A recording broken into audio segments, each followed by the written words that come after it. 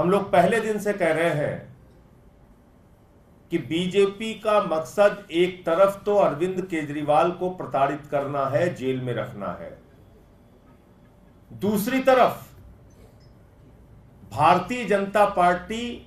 और भारत की सरकार का, मोदी सरकार का मकसद अरविंद केजरीवाल की जिंदगी से भी खिलवाड़ करना है। आप सबकी जानकारी के लिए बता दूं कि जब 21 मार्च को अरविंद केजरीवाल जी को गिरफ्तार किया गया था तो उस वक्त उनका वजन था 70 किलोग्राम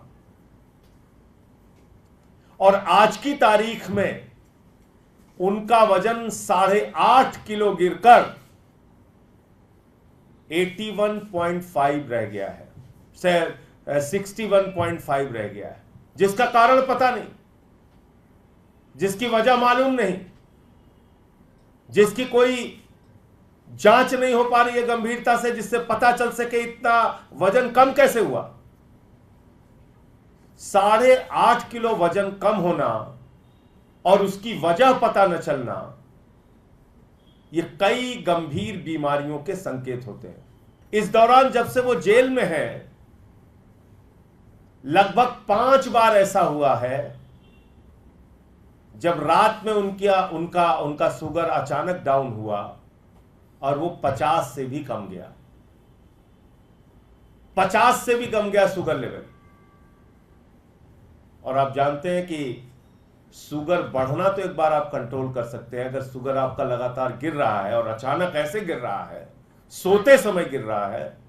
तो कोई भी व्यक्ति कोमा में जा सकता है। तो ये सब क्यों किया जा रहा है और किस वक्त में किया जा रहा है? आपको याद होगा, जैसे ही ईडी कोर्ट ने जमानत दी थी, हाई कोर्ट में पहुंचकर बगैर ऑर्डर की कॉपी के ईडी ने स्टे ले लिया, जो भारतीय न्यायपालिका के इतिहास में पहली और एकमात्र घटना है। और जब हम लोगों ने कहा कि सुप्रीम कोर्ट से राहत मिल जाएगी और पक्का मिल जाएगी, ऐसा पूरी संभावना लग रही थी, ऐसी पूरी उम्मीद थी, उससे ठीक पहले सीबीआई का झूठा, मनगढ़ंत, बेबुनियाद केस अरविंद केजरीवाल के खिलाफ बनाया गया। क्यों बनाया गया? उनकी जिंदगी के साथ खिलवाड़ करने के लिए। इसलिए माननीय न्यायालय को भी इन बातों का संज्ञान लेना चाहिए। और जो एक छोटा मामला अब सीबीआई का बचा है, आप जानते हैं ईडी जब जमानत देती है तो पीएमएलए की शर्त कहती है कि अदालत को यह लगना चाहिए कि व्यक्ति निर्दोष है, तभी उसको जमानत मिल सकती है। ईडी की कोर्ट ने जमानत दिया, यह मान के दिया कि अरविंद केजरीवाल निर्दोष है, और बहुत सारे गंभीर सवाल ईडी के ऊपर उठाए गए। लार्जर बेंच से फैसला आएगा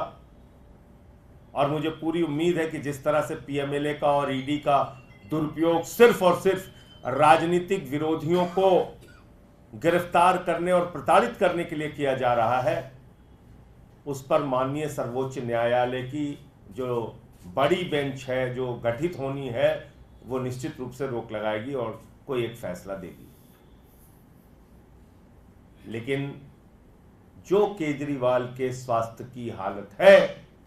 आपके माध्यम से देश को पता होना चाहिए कि अगर उनको जल्द ही बाहर निकालकर समुचित इलाज नहीं किया गया तो उनके साथ कोई गंभीर घटना जेल के अंदर हो सकती है।